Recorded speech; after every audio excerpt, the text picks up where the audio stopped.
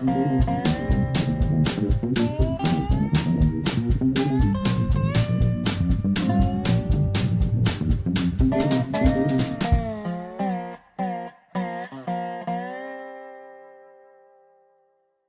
is Dave Monk, your Prairie Monk, WAFT Champaign, 90.1 on your FM dial. And Dave on the board. This is Sunday, October the 22nd, 2017, and you're listening to the Prairie Monk Show. This is WEFT's weekly look at the environment and rails, trails, and greenways, and other things that are going on in the community. Dave, at some point, can you tell us what a greenway is? It doesn't have to be right now. It just always occurs to me. I know what rails and trails are. Greenway. It's green out there. What's a corridor of green? It can be on a roadside. It can be on a railroad line. It's usually a corridor that's from woe to go and a modest amount of greenway on it. It's different from a forest preserve, which may be more broad and rectilinear in its style. But greenway is often referred to at the state and federal level as a highway-associated corridor. Got it. I gotcha. So greenways are the areas that just happen, they're coincidental to typically man-made stuff. Yes. It sounds like. So, yes, especially if a railroad or road has been put in and the trees that occur there are often what we refer to as crud trees. They're invasive trees that just happen to be around and very able to survive. We often find remnant prairies on those corridors, and the fact that the road followed the railroad line makes it, I think, right of way a little bit wider, so we can do some preservation work there if we're lucky. When you put bicycle ways on those corridors, sometimes they're wide enough that they take a lot of room, and that can deny the remnant nature of the prairie and the original soils that are there. The railroad line usually goes through in a linear fashion, same with roads, so there's a modicum of natural soil that's left there that hasn't been disturbed or chemicalized with herbicides and insecticides and things like that. So we cherish greenways and use that term, and thank you for reminding me to elucidate some of these things that I sort of smooth over. Okay, well, thank you. Appreciate it. It's been a busy week. I went to the Books for Prisoners sale. It's in the Independent Media Center in Urbana. Quite a popular book sale. The books that go to prison libraries and to prisoners are fairly specific. They can't have any metal in them, so you can't have studies that are with metal binders. There's an interest in cookery books and things that prisoners can get involved in, sometimes legal documents that would allow them to self-educate. But the Books for Prisoners does an excellent job there, and the books that are not sent to prisoners accumulate and are sold very efficiently. We provide boxes. The comic strip organization up the road on a few doors from west gets comic strips and other things in boxes that are double weight, have handles, and they're very convenient for people to pick up books. If you pick up books with a manila type sack, they eventually break out. So a box is very handy, and I was kind of interested to photograph a few of the boxes being used, because I need to tell people that some of their resources are being used in an alternative manner. We've tried to get these boxes backloaded or returned to the distributors, and that would appear to be easy to do, but it hasn't seemed to happen. So this is a functional reuse, and sometimes can range from probably 60 boxes a month, and that's helpful at a sale like this. Have to announce boneyard cleanup on November the 4th, and it will be between 10 and 12, and you will meet at the Prosperity Gardens, which are just north of the police station on First Street in Champaign. You'll work for 2 hours, and it's amazing what goes into the boneyard. We had a couple of interested fellows a few years ago that pulled something like 200 shopping carts out of, in various repair, out of the boneyard, and those shopping carts sometimes can cost $200 each. I'm very pleased to see that people like Aldi's and Ruler allow you to get a shopping cart for 25 cents, and it sort of keeps the shopping carts in circulation store when they might otherwise be traveling around town. And if they're left places, often get hit with cars and destroyed. I went to the city meeting on Tuesday night. There was a group meeting that is a fresh start program. It's about a year old, and it's looking at guns and violence associated with guns, and what can we do. It was mainly a black community concern. There was lots of audience there. This was a study session after the General Council meeting. The presenters were Tracy Parsons, who's a community relations manager, and there was a police chief, a Cobb, and a statistics specialist, Vivian Gray, and they have been looking at crime situations and trying to look at it differently. They were trying to identify the individuals.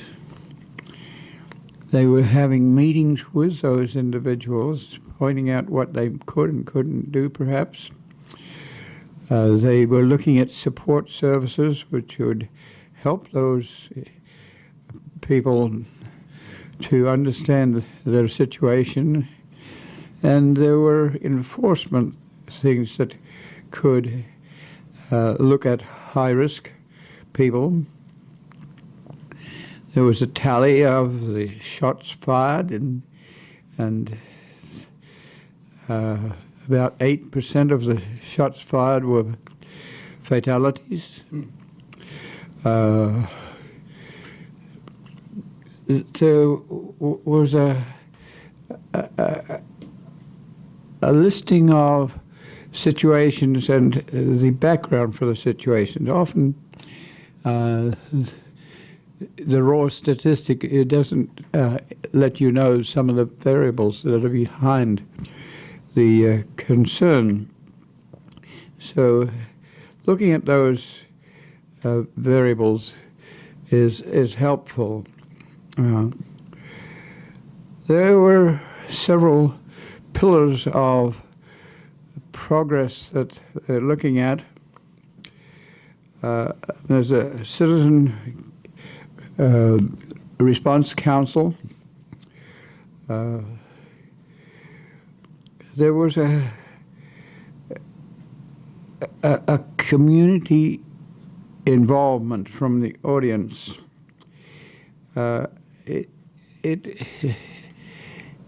It was heavily oriented to, can we have some resources rather than another study?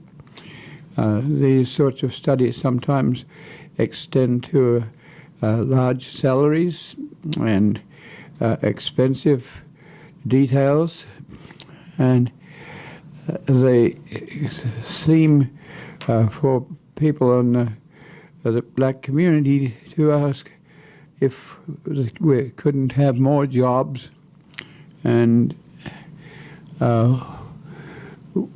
what might we be able to do with that sort of money that goes into another study and not a great deal of change.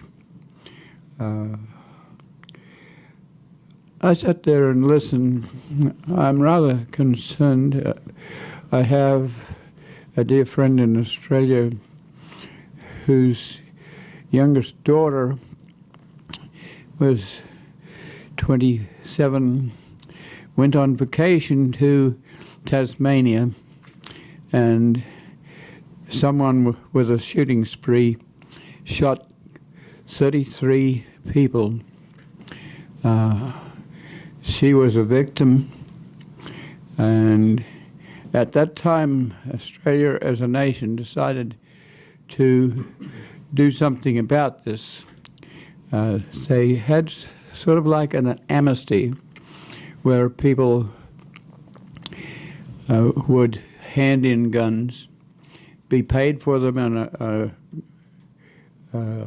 going price, no stories asked, and it was also realized that farmers and others who needed to have guns, they were there for use.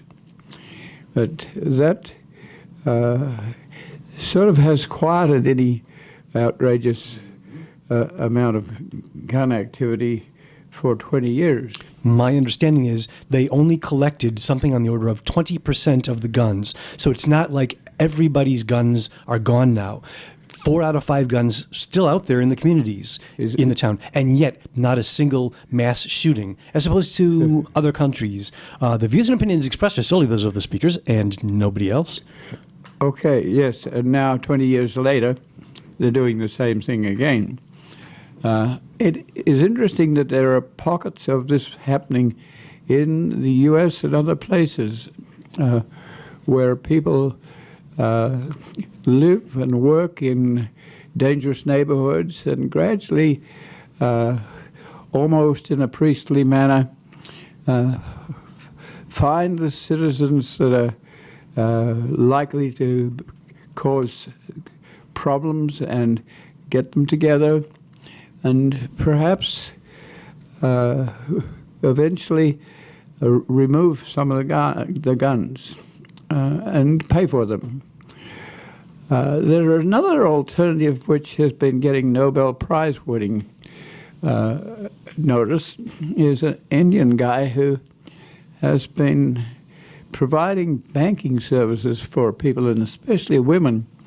They instead of looking at the control side and then law enforcement side, they're more likely to give the participant a small fund that they can start a business or an industry.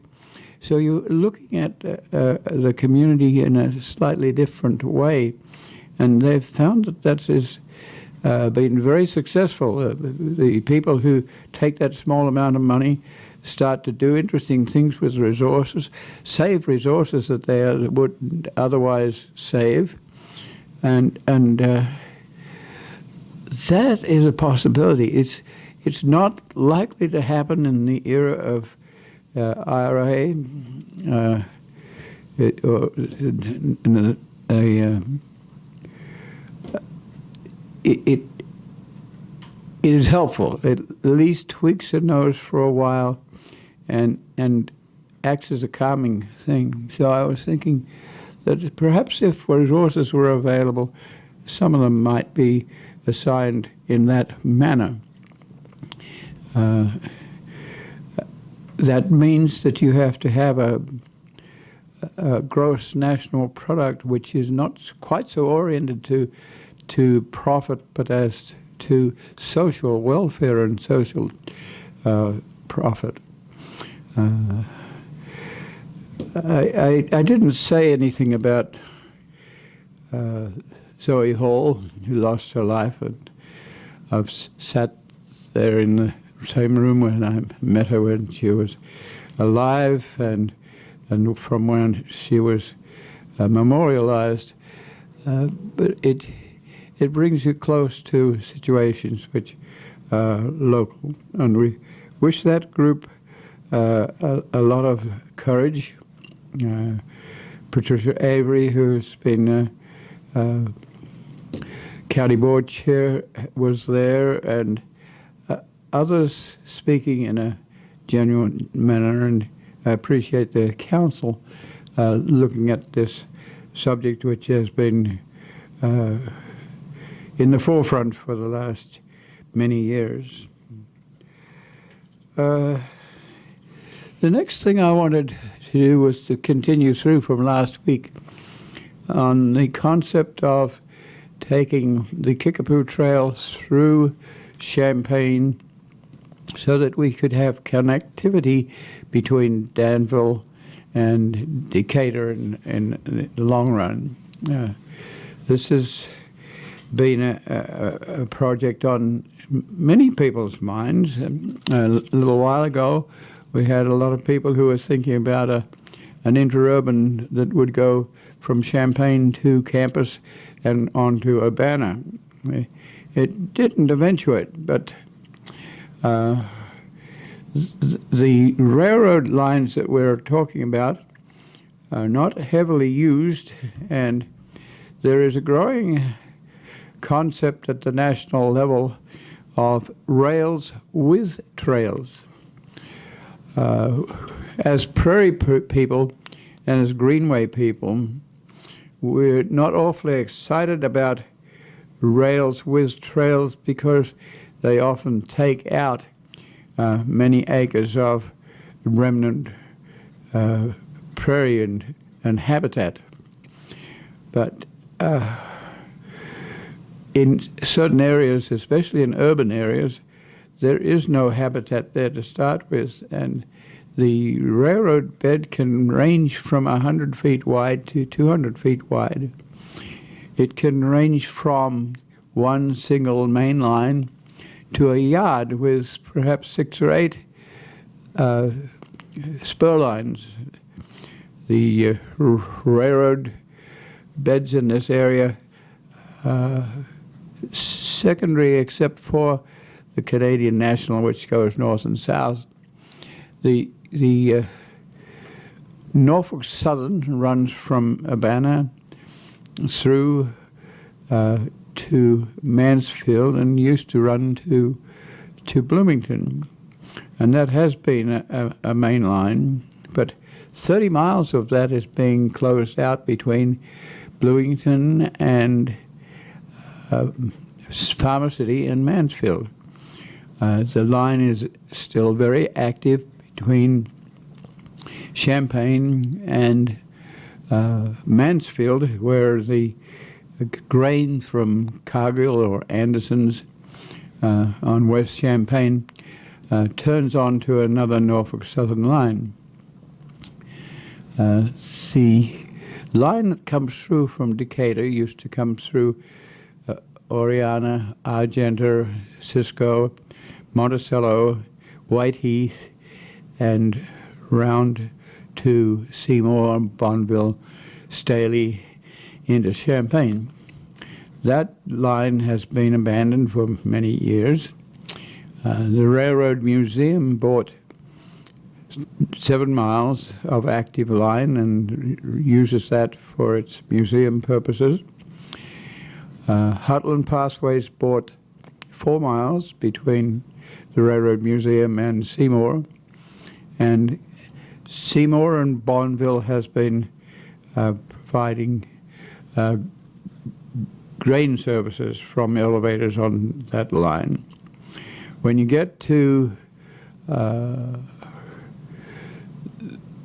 Prairie Gardens, there are 3 setups there that use the rails fairly frequently.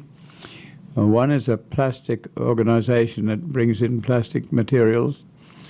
Another is a gravel company that brings in limestone and other goods from places like Kankakee. And so that then there is Kraft Humco, which deals with food. So that line is being used. Well, those 2 lines come together almost on North State Street, and we look at that as a possibility of doing interesting things which might be multiple use. So let me go back to the Kickapoo Trail, which has its start at Main Street in Urbana. That Main Street is very narrow. It has a subsidiary road coming in near the end, and the city head for this trail is Weaver Park, about a mile to the west. So that park is available to you now. You can park a car there. There's a toilet there. There's facilities that would make this a place to start the trail. There are also other subsidiary places. Walmart has a northwest spot where you can park and get on the trail.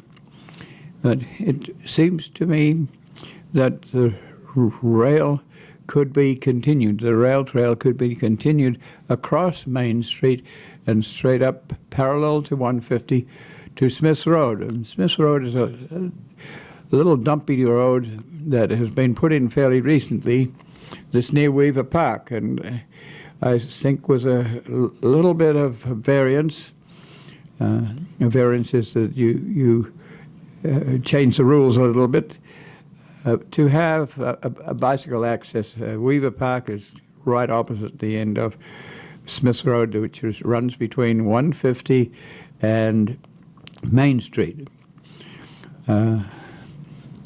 Let me explain again. It's a little bit repetitive, but it's helpful for you to know. When a main line is closed out and you have yards, the railroads usually keep about a mile-long corridor, which is a stub. But what it does is it lets a train back up far enough that it can have access to switches that allow vehicles to be parked or stored on switch lines. The main line is usually a fairly heavy line. The switch lines are often lighter weight, but they store cars and store equipment and materials in those yards. Those yards also have a spur line to Solo Cup, which has been replaced by Dart, and there's a spur line down there that brings in plastic at a cheaper rate and without the expense of road transport, and that includes safety. So 4 rail cars of plastic for summer plastic cups and things like that would have to be replaced by 13 semi-trailers. So you have a yard that is used, but not heavily. It's not a through line. The trail is on the interim trail use agreement that continues to Danville to 25 miles. The first 7 miles is already activated and being used sensibly and I think lovingly. Our interest would be in the piece between Main Street and Smith Road. Now, in this case, Smith Road has cut that 1 mile stub. So 400 yards of that corridor remains in the bushes with rails. It could be restored if necessary. The other half of that section between Main Street and Smith Road is owned by the Forest Preserve and could be a trail. This would be the start of being able to get into Weaver Park in a safer fashion than the extension of Main Street. Now, that's a sort of review of last week. Now I want to take you onto the yards, and we have to be extremely delicate about this. To suggest a rail with trail is a serious business, whether you're a railroad that's main line or a railroad museum. There is equipment there. There's danger there. Engine drivers are paranoid about possibly running over someone. There's the possibility that people will want to do things like suicide there. So if you have a rail with trails, you have to very diplomatically work with about 15 attorneys who have grown up with a different way of life. It's not easy to say, let's put a trail around the north end of the yards. But it has potential. And in a day and age when we're trying to share resources, that could be helpful. The yards have lost one of its clients. An asphalt company has moved out. We hope that the railroad will remain in that location. And it could be that the easement or rental of a rail with trail could be a way of keeping this sort of resource afloat. It just so happens that the MTD, the Mass Transit Department, has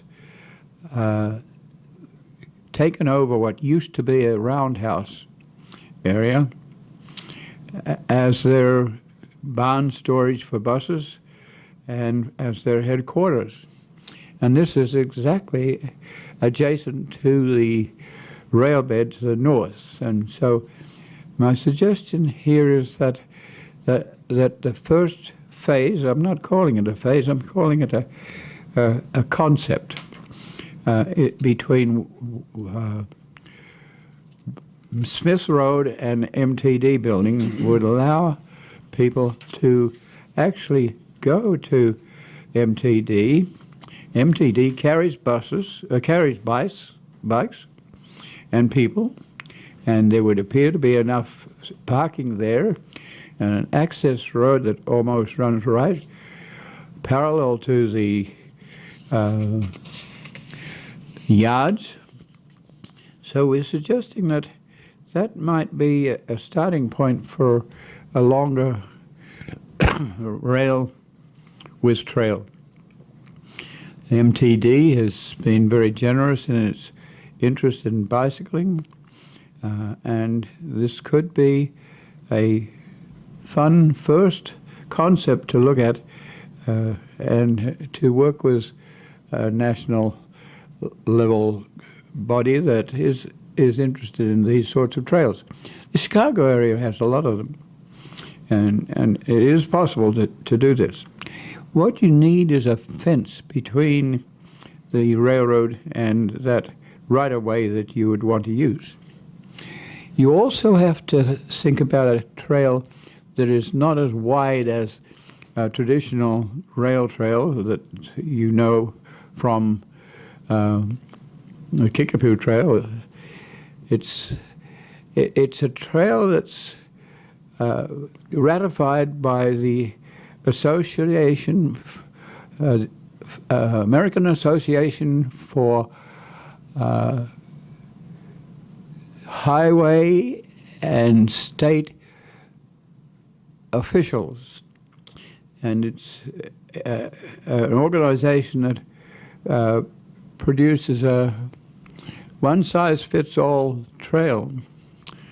But many of the trails that we have through green spaces and park districts and forest preserves are not as wide and as big as we have on the road from the trail from Urbana to St. Joe.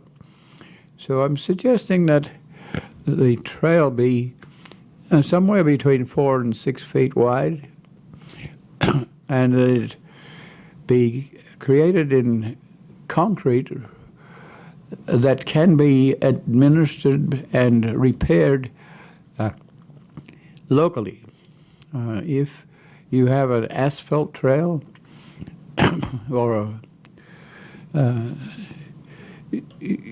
or some other fairly formal surface, you have to have a very regular contract, and you have to have specialized people to come in and work on that trail. But if you have a groundhog that goes underneath a slab of concrete, you can deal with the situation locally and without having to be in a big contract situation. And if necessary, the rail trail organization, the Rail Banking Act that runs with interim trail users, can perhaps be organized to guarantee that the railroad, if it allows this sort of thing to happen, can come back and re-rail that site if necessary. Not likely to happen, but it's there. We really need a group of planners, and also perhaps to include railroaders, because railroaders have this problem of surviving, and they have faced the problem of taking out too many railroads, and then when they want to put a ring road around Chicago, they find that it's very hard to establish rights-of-way through suburbs that don't appreciate the concept of having a ring road around Chicago that will allow a 200 long train to move from Michigan to Wisconsin without having to go down into Chicago proper and block up traffic. So the railroads themselves are concerned about how they close out railroad beds, because if they want to have them back in 200 years' time or 50 years' time, when they want to put an industrial service in somewhere, then they have to recognize that the Rail Banking Act can help them. It can provide an interim trail use for bicycles. That's what's happening between Urbana and St. Joe, and eventually to Kickapoo State Park, a matter of 25 miles long. And they provide money for the implementation of the trail. They provide, they stop the bridges from being destroyed, and they quiet titles that might be reversionary. That is a cooperative venture between the federal government that was concerned about the loss of railroads and the keeping of those railroads just in case they may be used. A lot of them are on subsidiary lines, so they're not going to be resumed for rails quickly. So that means that for a long time, the rail trail is there, and they're popular. If you go to St. Joe at the present time, you'll see that trail being well used. So if we decide to talk to the railroads, we need a team of people to look at precedents. What other places have had rail trails or rails with trails that have been successful? How do we work with the danger and the possible theft and situations that might arise? How do we institute a cooperative venture? So that means perhaps years of involvement to back and forth to see if something like this could happen. And I'm thinking that the piece between Smith Road and the MTD building would be a nice attempt to start this dialogue. You have buses that could bring people and parking lot and adjacency and willingness. Going further, you have to think about perhaps getting right across Champaign with a rail with trail. So you can leave the MTD building, and let's look at a second concept of getting to Maple Street, which is the next crossroad. And these rails with trails, you have to realize, have north and south roads that allow you to get across the community, but you're also allowing traffic to move to Urbana or to the north.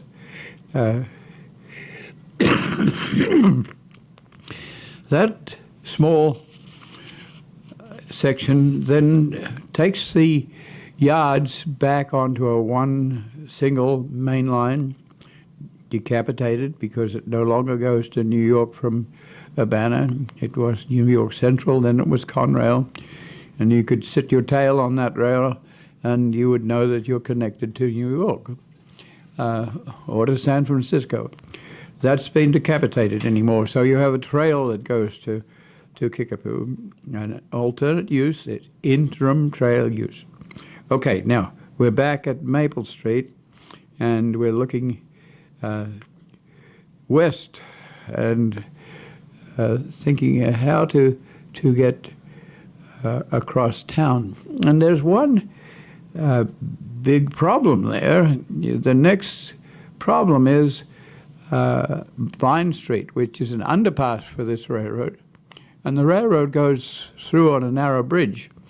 So there's not that right of way on either side to allow bicycles to move along the edge. So then you have to think about taking your bicycle onto the south side of the line, perhaps around the north and west end of Snooks, which is a grocery chain, and then across the Vine Street at Water and get to Broadway, which is on the west side of Vine Street. So now that is awkward to do that. If you had the money, you would think of building up the side of the rail bed and putting in a lightweight bicycle way over Vine Street.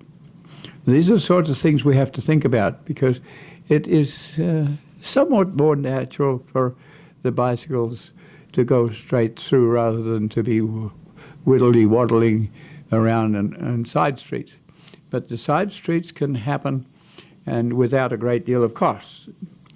Once you get to Broadway, the line is free again on the north side for enough room on the right-of-way. You go past the Station Theater, and again there is a bridge challenge, but it's doable. The Boneyard project in that area has developed a park that's adjacent. You're going to go across Race Street, and there was, until recently, a Helmick organization that dealt with planing and carpentry and cabinet making, and that equipment was sold. There's no buildings there anymore. There's a parking lot, but the parking lot is right adjacent to Leal Park, where a long time ago some of us got involved in moving a Greek Revival cottage there. That's a historic element that is now the Banner Park District headquarters. So as you move along the railroad line, you're not only looking at through traffic, you're looking at how people could drop off on either side, here for a boneyard development or for a Leal Park. Now you go behind Lincoln Lodge Motel, and there's actually informal roads that run in front of Carl Clinic and right through to Lincoln Avenue. Last week, David was suggesting that it isn't impossible to get through Lincoln Avenue. Once you can think of alternate routes, but it's simpler to go straight and to have a post with a switch on it and something that bicyclists could deactivate fairly heavy traffic on Lincoln Avenue and University Avenue, and it would give a bicyclist a chance to get across the road. If we're doing this sort of thing, we have to also have tolerance in the traveling vehicles to wait a little while people cross diagonally at that point. Don't think it's impossible. Then the railroad bed moves west to Matthews, enough space for a rail with trail. And once you get to Matthews, Goodwin, there's a road behind Provena on the south side, which takes you almost neatly with few adaptations all the way to 4th Street. The railroad is moving through at a diagonal, so that in places there are little parks that have a plat that's a little different from the normal. There's a triangular piece of land, and those little pieces of territory can be interesting and provide relief. Once you get to 4th Street, you have a Martin Luther King Trail. It's about 4 feet wide, and it moves along the south side of the railroad bed and then crosses at 3rd Street to the north. But that trail could be continued almost to Canadian National. There's a park there where you could, there was a railroad connection between the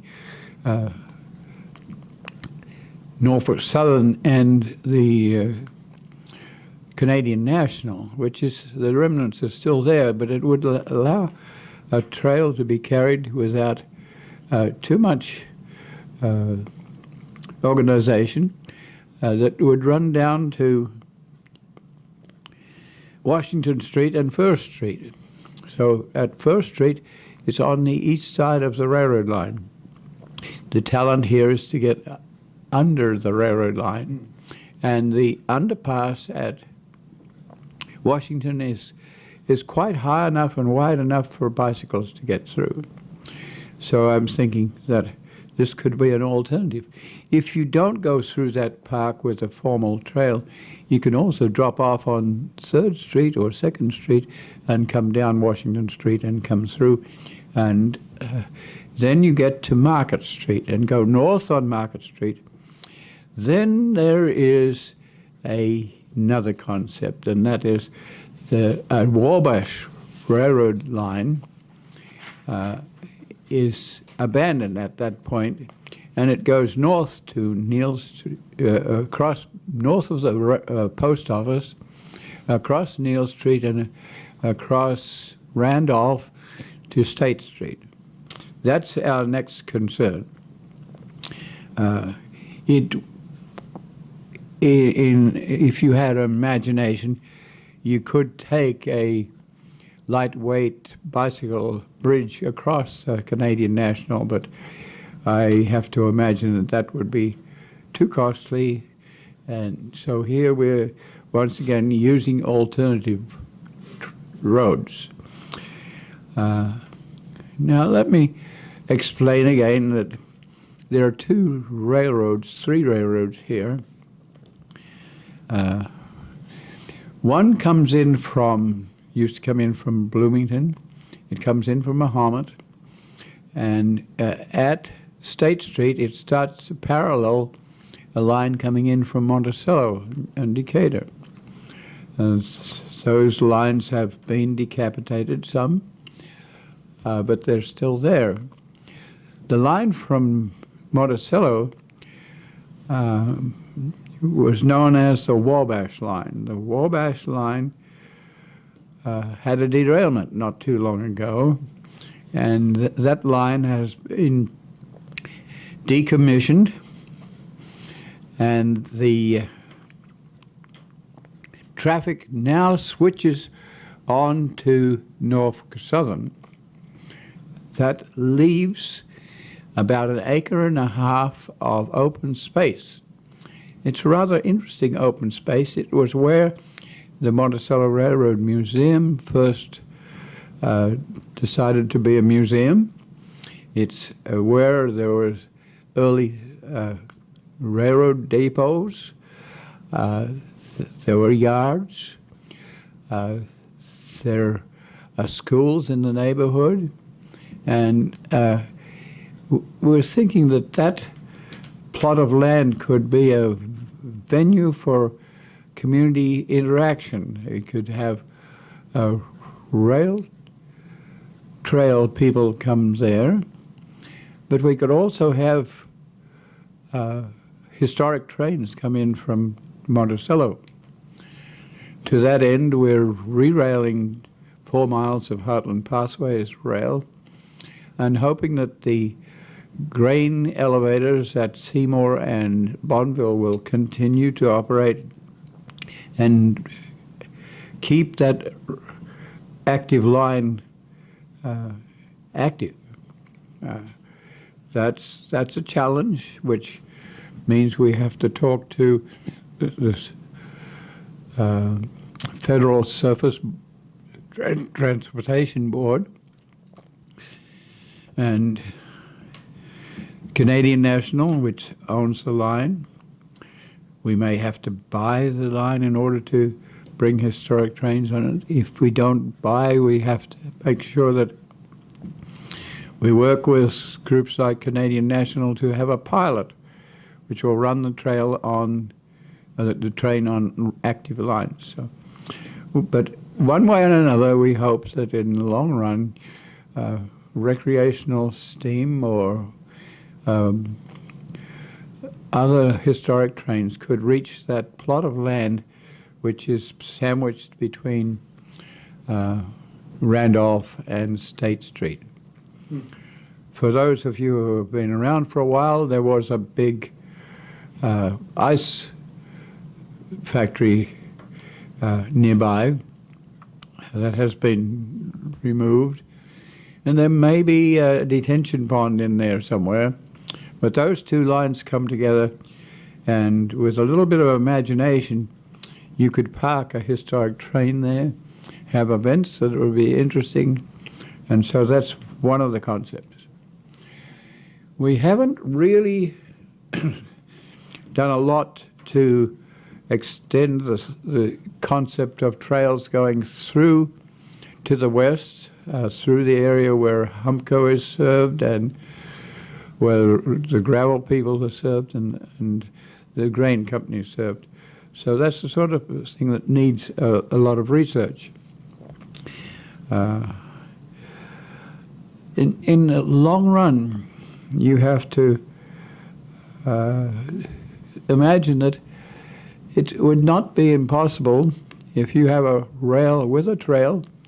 You can also run an interurban, and this gets to be a challenge for railroaders especially, but there's an active line there, and with a little bit of imagination and a little bit of fun and a little bit of practicality, you could actually imagine an interurban in the future running between the MTD building and Champaign.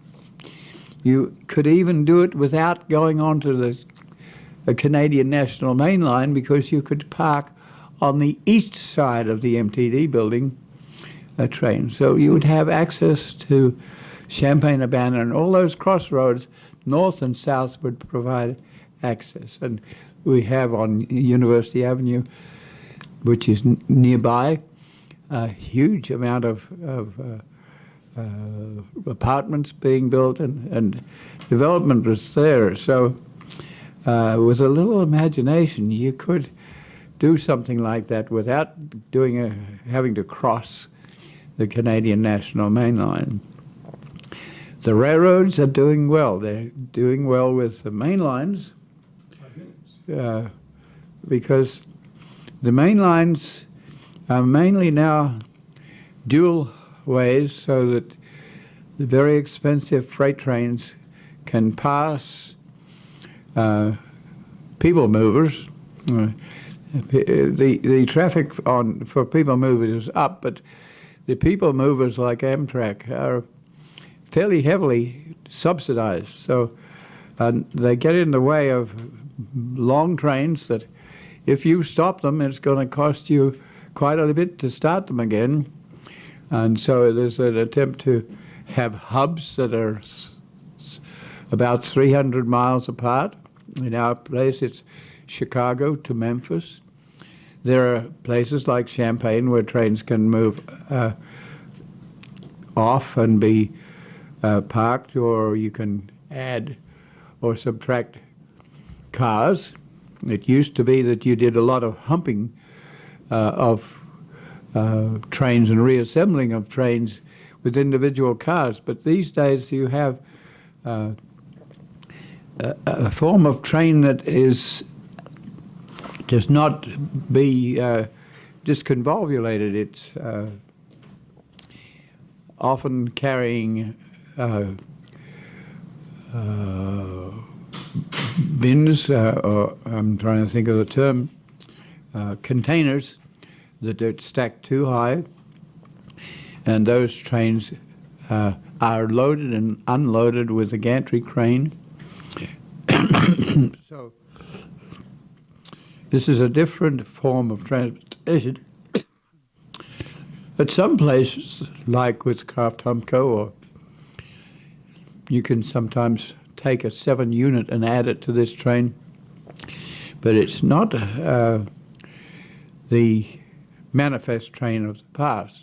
The manifest trains are still there, because if you have one truckload of honey or some piece of equipment that has to be moved, then we still have to have manifest trains. But a lot of those trains are intermodal trains. that go from place to place. So I want you to think about your railroad.